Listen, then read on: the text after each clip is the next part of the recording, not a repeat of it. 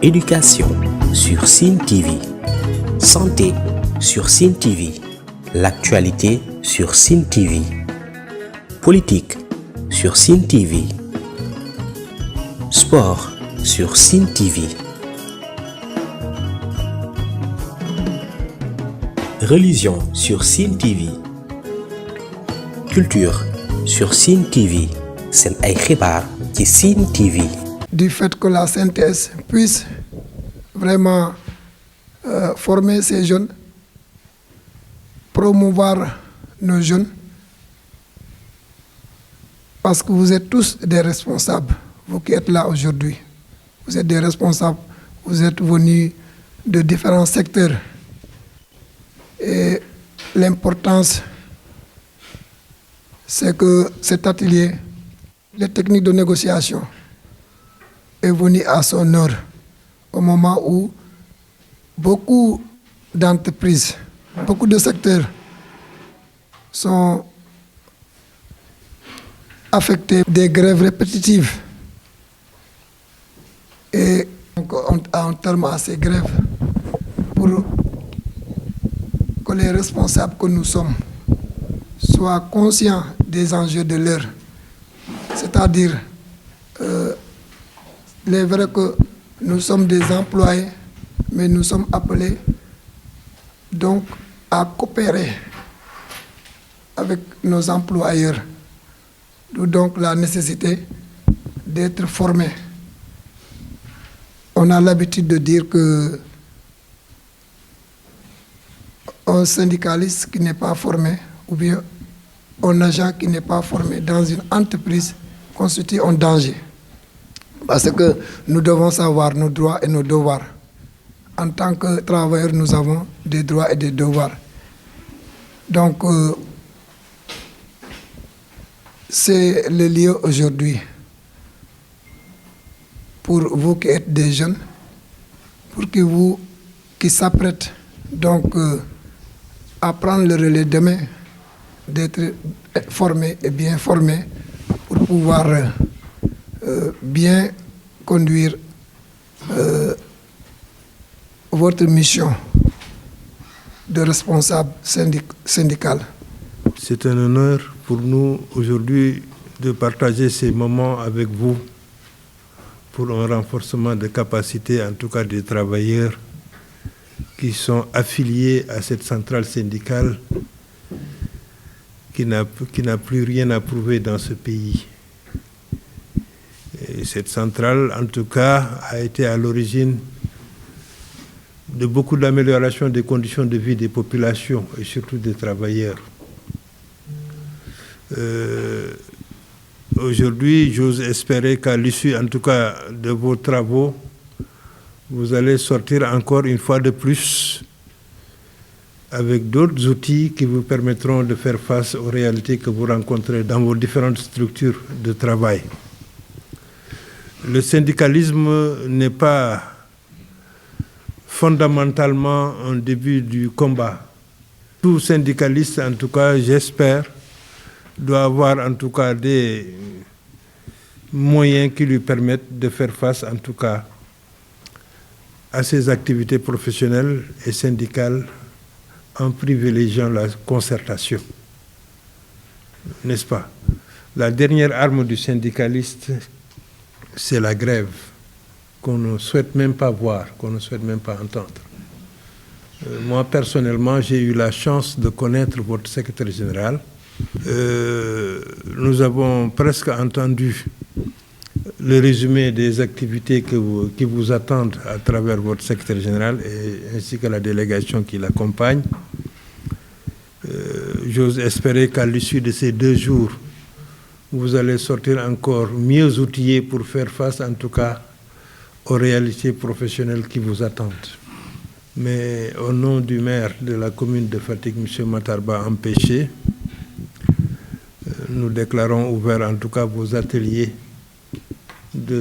qui vont prendre 2 jours pour un renforcement de capacité et nous osons espérer que vous allez en sortir encore mieux outillés. La formation dans les techniques de négociation est également une des missions de l'administration du travail. Parce que notre objectif est de faire de sorte que la paix puisse toujours régner dans les entreprises. Et pour atteindre cette paix, la négociation est fondamentale. Donc, si un syndicat appelle ses membres ou bien des travailleurs pour les former dans les techniques de négociation, nous ne pouvons que saluer cette initiative. Et dire que nous sommes à votre disposition, que ce soit pour cet atelier ou bien pour toute autre chose qui concerne l'administration du travail ou bien qui est toujours relatif aux travailleurs. Nous sommes toujours disposés à accompagner tout autant pour moi syndicat qui nous fera l'invitation pour que la paix sociale puisse exister dans notre pays. Voilà. Nous sommes là pour les travailleurs et nous sommes là également pour les employeurs. Mais le plus souvent, puisque le travailleur est censé être le plus faible dans l'entreprise, nous le défendons le plus souvent, faisant que beaucoup parmi les employeurs pensent que nous sommes juste pour les travailleurs. Ce n'est pas le cas. Nous sommes là pour le droit. Nous sommes là pour défendre les droits de tout un chacun. Mais comme je viens de le dire, le travailleur étant le plus faible, le plus souvent, nous sommes de son côté. Parce qu'entre le faible et le fort, la loi nous invite à défendre le plus faible, à savoir le travailleur. Union régionale des syndicalistes de la région de Fatick ngeen nekk suñu partenaire bu yàgg yaakaar naa seen activité yu bari fii ngeen koy defee ci chambre de métier bi seen mission yi tamit nekk mission bu noble ndax défendre un travailleur ou un employeur dafa nekk loo xamante ne lu am solo la kon loolu tey fu ngeen choisir la chambre de métier seen activité yu bari ngeen koy defee fii duñu def lu vraiment accompagner leen jàppale leen ci loolu j'aurais bien aimé nag à participer ak yéen ba réunion bi jeex mais comme ni ko Diouf waxee léegi rek j'ai une réunion en visio avec mes collègues de l'IOMOA là donc foofu laay delluwaat léegi nii daal ñu ngi fiy jéggalu bu baax sax daanaka réunion bi commencé na sax mais Diouf moom saa yu ma soxlaa rek damay nekk dans l'obligation pour ñëw taxaw looloo tax sax ma dagg réunion yi pour ñëw mun a joxe quelques mots rek ñu ngi leen dalal jàmm bu baax fii ci chambre de métier Fatick merci. Sakho Dansokho, secrétaire confédéral de la CNTS chargé de l'éducation et de la formation. waaw liggéey bi li ko sabab mooy ne CNTS Confédération nationale des travailleurs du Sénégal dafa jël tàggat ay membres am def ko priorité mu nekk soxla bu mag pour moom parce que dafa gëm ne syndicaliste yi dañu leen a war a former dañu war a xam seen àq ak seen yelleef bu ñuy représenter seen membres yi également en tant que délégué du personnel ñu xam lan mooy seen rôle lan moo leen fa teg ban taxawaay la ñu war a am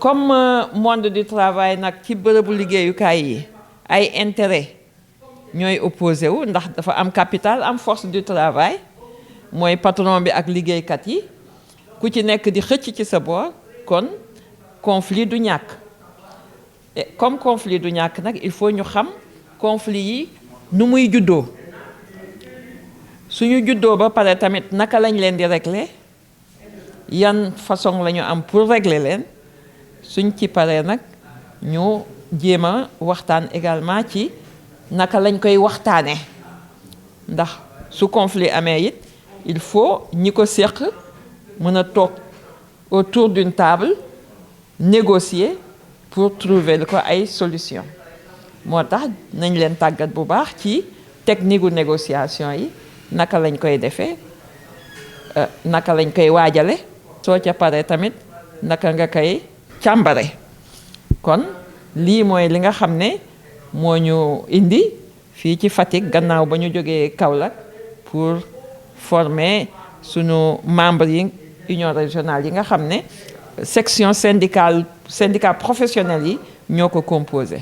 wax naa léegi ne dañoo war a préserver l'emploi kon licenciement mënul nekk lu neex ci xolu syndicaliste de sorte que defe naa dégg ngeen ñëw fii mu nekk nii syndicat yépp a ngi taxaw en tout cas CNTS a ngi ci def li mu mën pour licenciement yu bari yi nga xam ne moo am te awalewuñu ko ci yoon ndax kenn waxtaanewu ko ñu mën cee taxaw mu nekk loo xam ne lii moom la ñuy jiital ci waxtaan yi nga xam ne moo war a ñëw ndax syndicat yi mënuñu d'accord mënuñu nangu liggéeykat bi ak nu mu mën a ñëwee ca service ba su xasee dugg nekk na liggéeykat syndicaliste mënul nangu ñuy dàq liggéeykat ci te joxuñu ko raison ya tax ñu koy def raison yu valable ñu yaakaaroon ne licenciement yi balaa muy am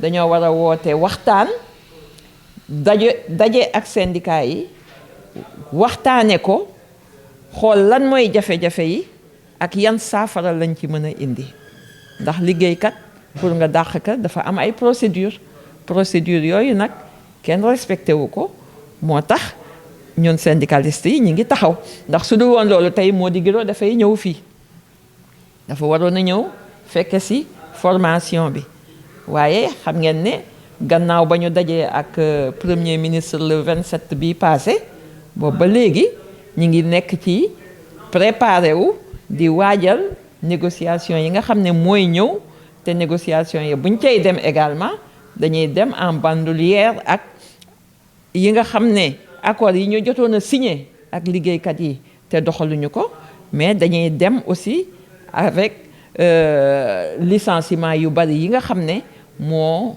am ci jamono ji secteur boo ci jël rek licenciement yaa nga ma nga baree bari ba ay CDI yi ci boppam ñu leen di dàq loolu benn syndicaliste du ko nangu donc loolu dina bokk ci yi nga xam ne day nekk priorité ci li ñuy waxtaane ak gouvernement bi ak patronat yi. Éducation sur Sine TV, santé sur Sine TV, l'actualité sur Sine TV, politique sur Sine TV, sport sur Sine TV, religion sur Sine TV, culture sur Sine TV. Seen ay xibaar ci Sine TV.